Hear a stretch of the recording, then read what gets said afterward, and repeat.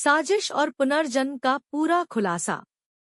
दरअसल 31 जनवरी को दिव्या अपने पिता के इंद्रपुरी वाले घर पर थी। उस दिन दोपहर करीब 3 बजे वरुण अपने ससुराल पहुंचा। वो अपने साथ सभी के लिए फिश करी बनाकर लाया था। उस वक्त घर पर उसकी पत्नी और बच्चों के अलावा सास अनीता और ससुर देवेंद्र थे। उसने अपनी पत्नी समेत सभी को मछली खिलाई, लेकिन अपने दोनों छोटे बच्चों को ये बोलकर फिश करी नहीं खाने दी कि उन्हीं ने अभी दूध पिया है। वरुण ने खुद भी मछली खाने से मना कर दिया। प्रियंका उस दिन अपने दोस्तों के साथ लंच के लिए बाहर गई थी, इसलिए वरुण अपनी साली प्रियंका के आने का इंतजार करता रहा। जब शाम को वो वापस आई तो 6 बजे के करीब उसने प्रियंका को भी फिश करी खिलाई। जब प्रियंका ने वरुण से भी साथ में खाने को कहा तो उसने जबड़े में दर्द होने का बहाना बना दिया।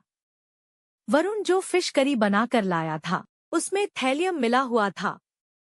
उसने अपनी साजिश के अनुसार सभी को वो फिश करी खिलाई और अपने घर वापस लौट आया, जिसके बाद प्रियंका और अनीता की जान चली गई और दिव्या कोमा में थी। बाद में 9 अप्रैल को दिव्या ने भी दम तोड़ दिया।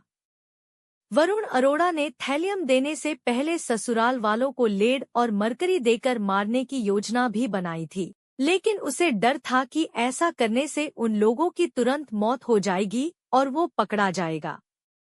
इसलिए बाद में उसने थैलियम जैसा धीमा जहर देकर सबको मारने का प्लान बनाया। वरुण ने इंटरनेट पर सर्च करके 22,000 रुपए देकर थैलियम का जुगाड़ किया और 3 लोगों की जान ले ली। पुलिस ने वरुण के घर की तलाशी भी ली, जहां से थैलियम की एक शीशी बरामद हुई। अब सवाल ये उठता है कि आखिर उसने ऐसा किया क्यों? जो कहानी वरुण ने पुलिस को बताई वो ये है कि इस हत्याकांड से 12 साल पहले वरुण और दिव्या की शादी हुई थी। दोनों ही परिवार आर्थिक रूप से संपन्न थे। घर में किसी तरह की परेशानी नहीं थी, बस एक कमी थी कि शादी के 7 साल बीत जाने के बाद भी उन्हें कोई बच्चा नहीं हुआ था, जिसके बाद उन्होंने IVF की मदद ली और दिव्या ने जुड़वा बच्चों को जन्म दिया। बच्चे 4 साल के हो गए। उस वक्त तक सब कुछ ठीक चल रहा था। फिर हुआ ये कि वरुण के पिता की मौत हो गई और संयोग से उसके कुछ समय बाद ही दिव्या फिर से प्रेग्नेंट हो गई। वरुण का ये मानना था कि बच्चे के रूप में उसके पिता का पुनर्जन्म होने वाला है, लेकिन डॉक्टर ने कहा कि अगर दिव्या ने इस बच्चे को जन्म दिया तो उसकी जान को खतरा हो सकता है। जिसके बाद दिव्या और उसके मायके वालों ने वरुण की इच्छा के खिलाफ गर्भपात करा दिया। इस बात से वरुण गुस्से में था और बदला लेना चाहता था। आखिर में 31 जनवरी 2021 को वो अपनी इस साजिश में कामयाब भी हो गया। वरुण ने अपने बच्चों से उनकी मां और देवेंद्र मोहन शर्मा से उनका पूरा परिवार छीन लिया। ये उसका अंधविश्वास था या पुनर्जन्म सच में संभव है? आप क्या राय रखते हैं? कमेंट करके जरूर बताइएगा। राज कैसे खुला? जांचों से कुछ पता नहीं चल पा रहा था कि आखिर बीमारी क्या है।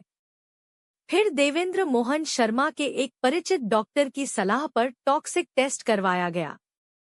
ये जांच शरीर में मौजूद जहर और जहरीले केमिकल की उपस्थिति का पता करने के लिए की जाती है। जांच रिपोर्ट से इन सबके शरीर में थैलियम के होने का खुलासा हुआ। थैलियम एक ऐसा धीमा जहर है जो धीरे धीरे जिंदगी को खत्म कर देता है। थैलियम के शरीर में पहुंचने के कुछ घंटों के भीतर ही मांसपेशियों में दर्द और सुन्न होने जैसे लक्षण महसूस होते हैं। कुछ दिनों के अंदर बाल झड़ना शुरू हो जाते हैं। धीरे धीरे मांसपेशियां बेकार होने लगती हैं, याददाश्त चली जाती है और आखिर में इंसान खत्म हो जाता है। जांच रिपोर्ट में थैलियम की पुष्टि होते ही देवेंद्र मोहन शर्मा को कुछ याद आया और उन्होंने 23 मार्च को पुलिस से अपने दामाद वरुण अरोड़ा की शिकायत कर दी। वरुण की गिरफ्तारी।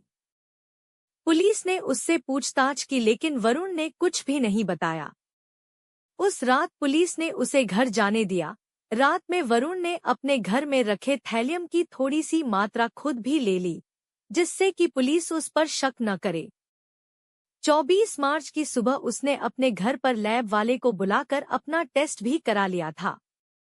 लेकिन जब अगले दिन पुलिस ने अपने तरीके से इससे पूछताछ की तो उसने सब कुछ उगल दिया।